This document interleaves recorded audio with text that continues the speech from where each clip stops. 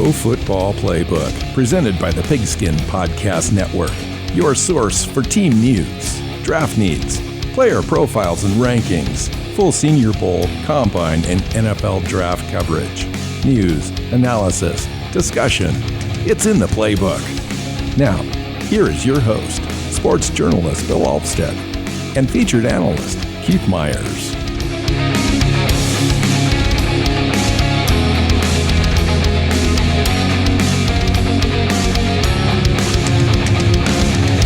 Hey, Pro Football Playbook Podcast listeners. I'm your host, Bill Alvstad, sitting down with Keith Myers. Welcome into the show. We're talking team roster evaluations. Up to this week, we're doing two teams, the Dallas Cowboys and the Denver Broncos. First up is Dallas. Welcome in, Keith.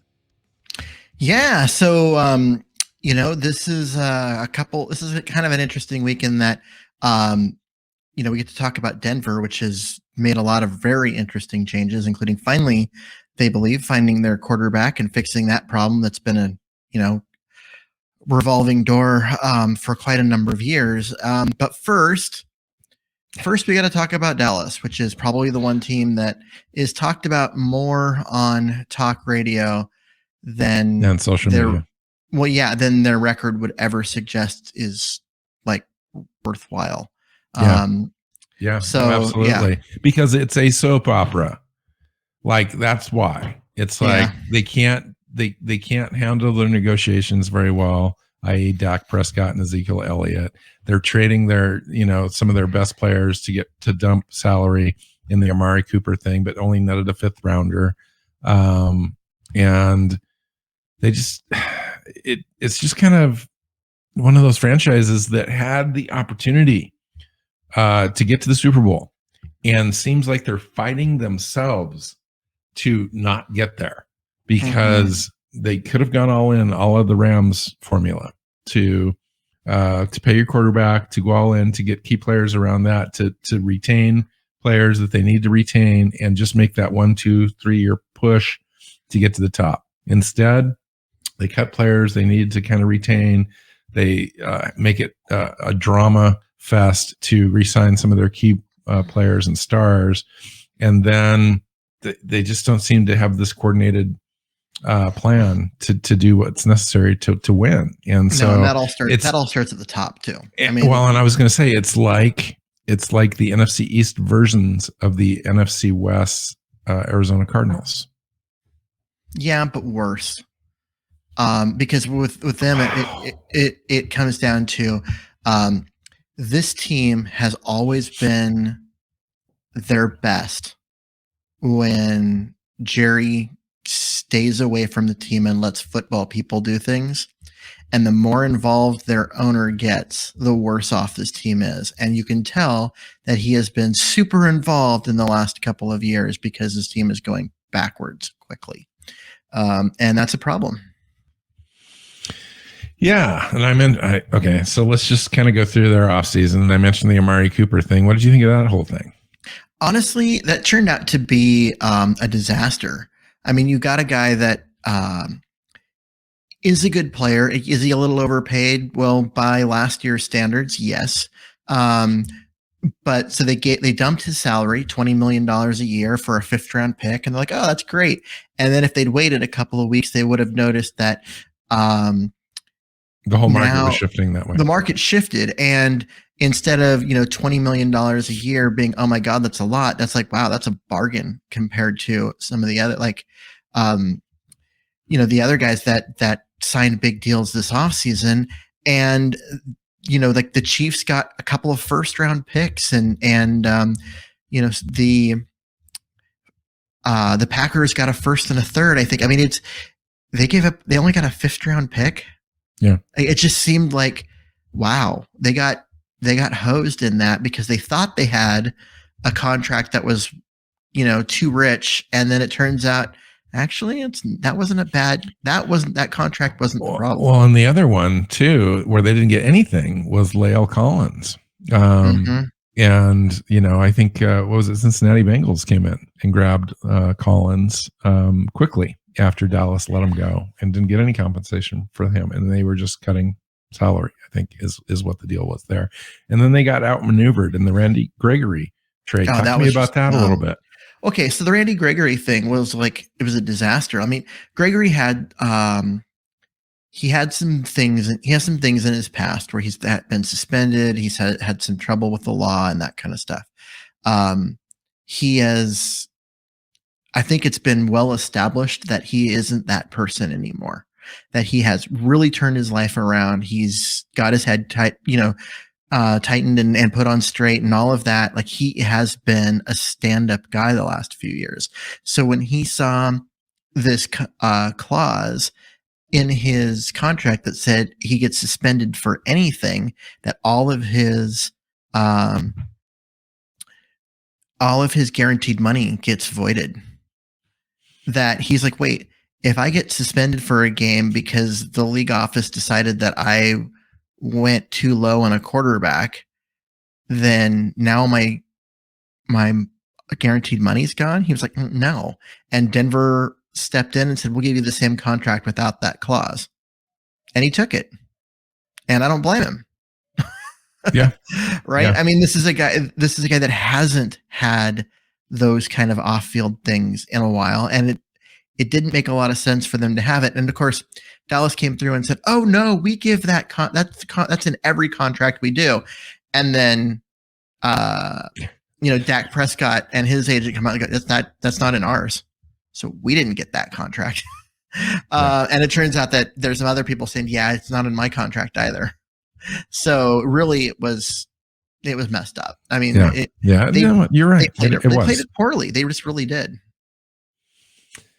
So let's turn our attention to the draft. What did you think of their draft overall? I thought it was marginal at best, given what their needs were and what they ended up coming away with. Yeah, I wasn't real excited. I mean, obviously their offensive line, which was once the best in the league, and at one point not too long ago was the best in the league by far, has really gone downhill. They've lost a lot of talent. Lael Collins, just the most recent.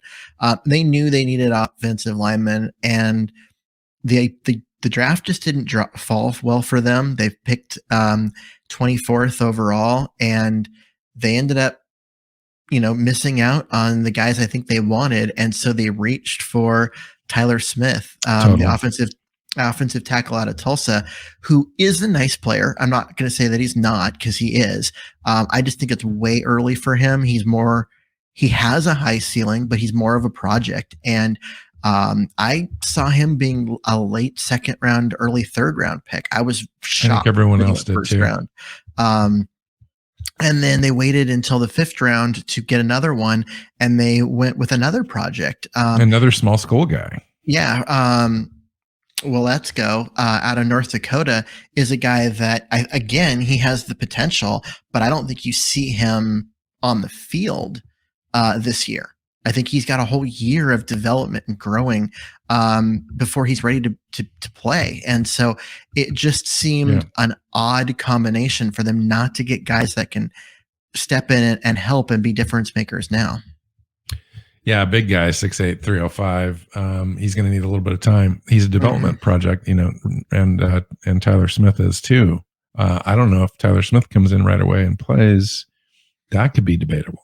I really like Sam Williams, though, their defensive end. I think that adds to that defense, which could be a factor. Because he's a really good, solid player for them. And then Jalen Tolbert, actually, wide receiver, is defensive end. Their defensive end, we'll get to that in a second. That position group is really solid for them. So as much as they screwed up the Randy Gregory thing, I think getting Sam Williams in the way that you've already got DeMarcus Lawrence and Dante Fowler, like they've got some serious talent at that position. They're going to be able to get after the quarterback. Yeah, and Dorrance Armstrong, and then Tristan Hill in the middle there. I mean, they really do have a nice front in their linebacker core too. Anyone else stand out? I think Damone Clark is a great pick at 176 overall, but he's injured and may not play in 2022, so they may have to wait around a little bit for him to kind of develop. But I think long term, that's a great pick. They had 3 fifth-round picks. That was a compensatory pick.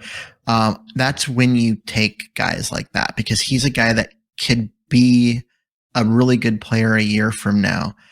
but you need to wait for him to get healthy. I liked that pick, to be honest. Yeah.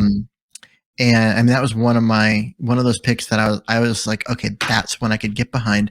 But honestly, you look at their 4th round pick, Jake Ferguson at tight end.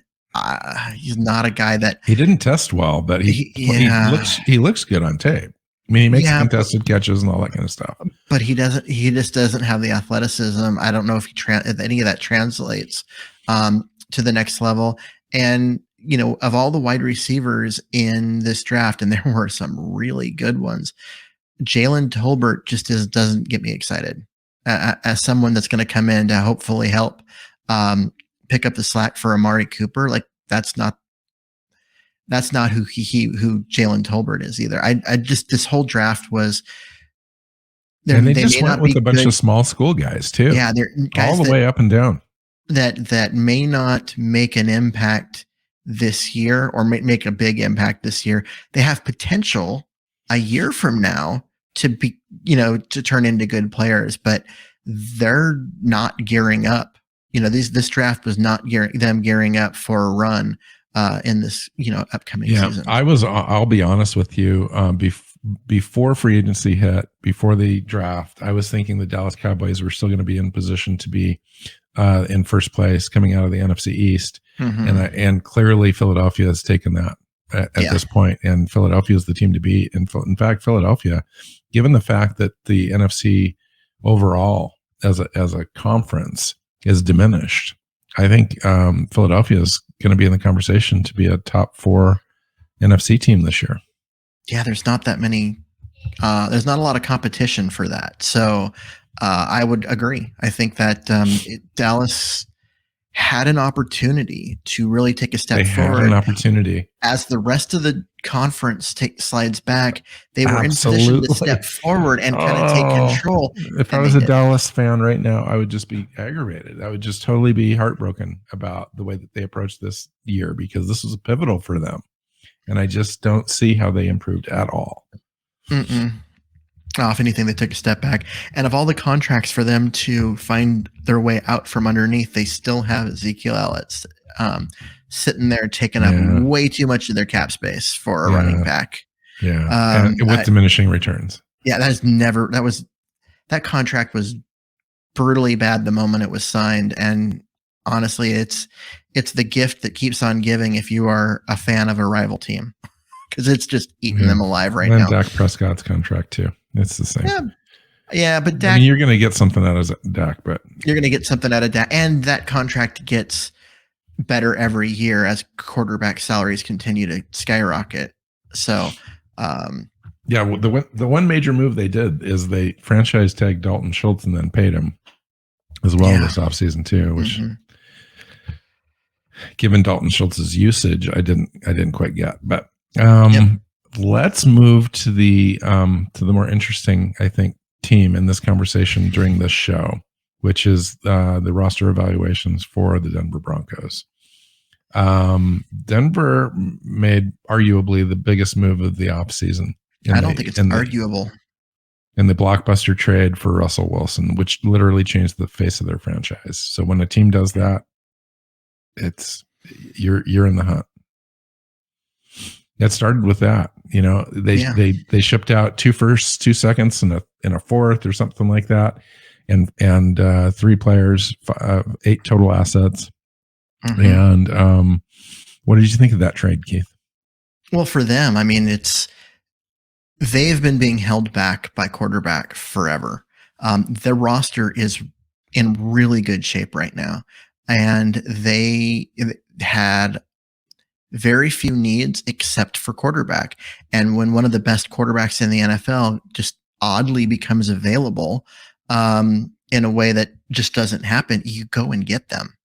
And they did. And I'm behind it. I think that for them, that was the move to make. And it makes no sense for Seattle, but good for Denver. They went and got their guy. And I think that instantly puts them in, contention as one of the best teams in the NFL. That's where the rest of the roster is. It's really interesting that Denver sits in the AFC West, in the AFC in general, because the AFC right now is where it's at. where all the talent's at, where all the competition's at, where it's hardest to get in, and then step forward after you're in. And Denver's right in that mix, but there's no guarantees with this situation because of the competition that they're facing. So while they do have Russell Wilson, and he's almost a floor quarterback at 9 wins, they could just be at 9 or 10 wins this year with the rest of their roster. And everyone's saying all that we need is a quarterback. We've got the rest of the roster built. I'm not so sure. Talk to me about what else is going on with their roster and where you think they have they've added to the mix this year and gotten better, or where have they fallen off a little bit? Honestly, I actually believe that this is a ready-made roster. And so I am of that on that side of this debate. And I think that when you add Randy Gregory, at linebacker, and it's just, they didn't need Randy Gregory, but they got him, and they got him. Bradley Chubb. Then they drafted Nick Medito. I mean, and I mean, so they're defensively, they were really good, and everyone was like, "What happened?" Because they traded away. Oh man, just total. My brain just went. Last year, defensive end, one of the best in the NFL for the last decade. Oh, Von Miller. Von Miller. Oh my God, why couldn't I remember that name? They traded away Von Miller and looked. You're like, wow, that's weird. You're trading away one of your best players on defense, and then you didn't see a major drop defensively because the rest of the defense around Miller was also really good. And then you add in the pieces that they added to replace Miller this offseason, like Nick Benito and Randy Gregory, and you're like, okay, this is still a really elite defense. You've got a good running game. You've got a good offensive line. You've got some good young weapons that, guys, they may not be, household names nationwide, but they have some good young weapons. I think this team is just ready to win. Yeah, Jerry Jeudy is a great player, and KJ Hamler right behind him. Then you've got Seth Williams. You've got Cortland Sutton, obviously. Tim Patrick. Yep. And their offensive line is no joke. They've also got what is it? I can't even pronounce his last name, so I'm not even going to try. Their tight end, Albert O. And they drafted Greg Dulcich, which is a great pick. I like their offense. I like their defense with Russell Wilson too. Javonte Williams, Melvin Gordon came back on a 1-year deal. They're pretty well stocked and set. I agree with you. I just think that, Russell Wilson coming in, it's a new system overall, new head coach. And they're going to need a little bit of time in that. And I just, it depends on how hot they come out. In the year, and it's not easy for them. They're not going to have an easy schedule. It's going to be a tough slog in the AFC West. The AFC West is going to be the best division in football. Denver arguably is the third best team in this division. It is. It could be, Keith. And Las Vegas made the playoffs last year. And true. The team that I'm thinking is the second best team, the Chargers, didn't make the playoffs.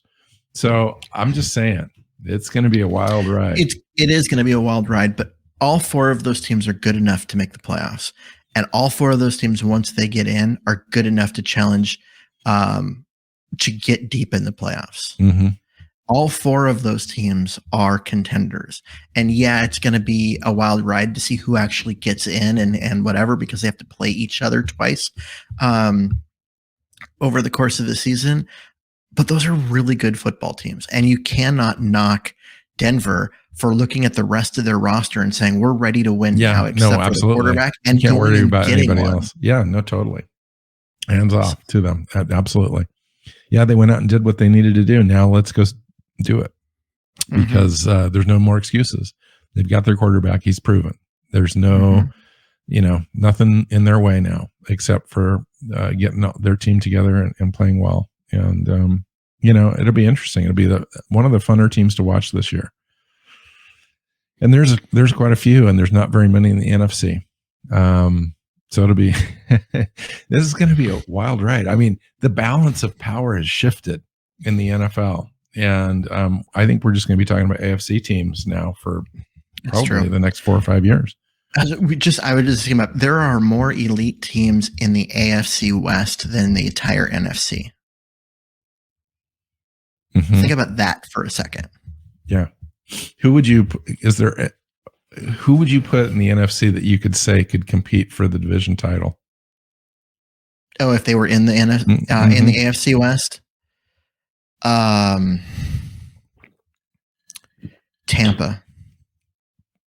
And even then, I wouldn't pick them if they were in there. But How about the Rams? Yeah, maybe. Just simply because that's the best I got. The Rams. I mean, the Rams are the defending champions, and they brought a lot of their talent back, but they also lost a lot of talent. They just couldn't afford to keep everybody, so they're not going to be as deep. And they've had one of the best runs of injury luck you've ever seen. Like, they just didn't have guys get hurt last year, or the year before, which is even weirder. At some point, law of averages is going to catch up to them, and they're going to have guys get hurt, and they just lack the depth to really account for that, because they're a really top heavy team in terms of their overall talent. And there's nothing wrong with that. It won them a Super Bowl. Like, hats off to them. They went for it in the right way and got it done. And that's awesome. But you look at their depth and look at Denver's, and you think Denver's the third best team in the division. Right? Right. I'd rather have Denver's roster overall as a whole, especially now that they've got Wilson. And where do you place Denver overall in the AFC or in the NFL if you were to rate teams? I don't know yet. It's crazy. It's crazy, right? So hard. It's AFC crazy. is so deep. They could be 6th or 7th in just the AFC. I put Buffalo at the top, and if their quarterback gets to play and isn't suspended, I got to put Cleveland up there with them. But then you look. You don't put Cincinnati up there? I said Cleveland. I meant Cincinnati. I put Cincinnati up there. Cleveland is with this group of the Chiefs, Chargers, Raiders, Broncos, Titans, Colts. Baltimore Ravens is still there. God, I didn't even mention them. But you know what I mean? Like, there's this group of other really, really good teams that I think is just underneath the Bengals and the Bills. So you just mentioned all those teams. Now I'm going to mention some NFC teams. Okay. Dallas, New York, Philadelphia, Washington, Chicago, Detroit, Green Bay, Minnesota, Atlanta, Carolina, New Orleans, Tampa, Arizona, San Francisco, Seattle, Los Angeles. Does any of those teams compare to any of the teams in the AFC we just mentioned? You got to mention, you brought up the Rams earlier, and you've got to keep them in there, and until they have the injury luck change and they have to start leaning on that depth that doesn't exist, on just pure top heavy talent, they're there. And Tampa, is there. They're not a perfect roster either. They've got some issues, but let's face it, up and down that roster, there's a lot of talent. Green Bay is going to argue that they're there. Other than that, the Cardinals win games, but they're not. Their quarterback? Who is Aaron Rodgers going to throw the ball to? And San Francisco is going to be there just because they feel like they're going to be there. So, I mean, there's your 4 teams out of the NFC. And I would argue that there's at least 6 or 7 teams above all those teams out of the AFC. There's 4 teams in the AFC West. I know, right? This is gonna be a wild ride. It is. Honestly, this is going to be a fun division. We're going to be talking about the AFC West every week on this show, because how could you not? These are the best teams, other than, the rest of the AFC, which is also really good. Oh, all right. Let's get out of here. So good luck, Denver. I hope the Denver fans appreciated this show. And the Cowboys, my goodness, you guys are going to be feeling bad, I think, this year. I don't know. I think expectations are this high and reality is going to be down here. So I don't know. Their own expectations are high because they're always high in Dallas. Mm-hmm. And they should be. I mean, yeah. I That's mean, fine, whatever. I don't, outside of Dallas, I don't think expectations are high for this team. I think expectations are pretty low. And I do think that Dak Prescott is a better quarterback than people want to admit that he is. And he has the ability to carry a team somewhat. And I think the defense is good enough. They're going to be there. I don't think they beat Philly. I think that, yeah, I think they're a playoff team, but only because the NFC is so diminished. Mm-hmm. That's not a great statement. Yeah. All right, let's get out of here. Find Keith on Twitter at Myers NFL. You can find me at Alvstad NFL. You can find the show at PF_Playbook, and find the show on your favorite podcast platform and YouTube. Share and subscribe. Until next time, take care, guys.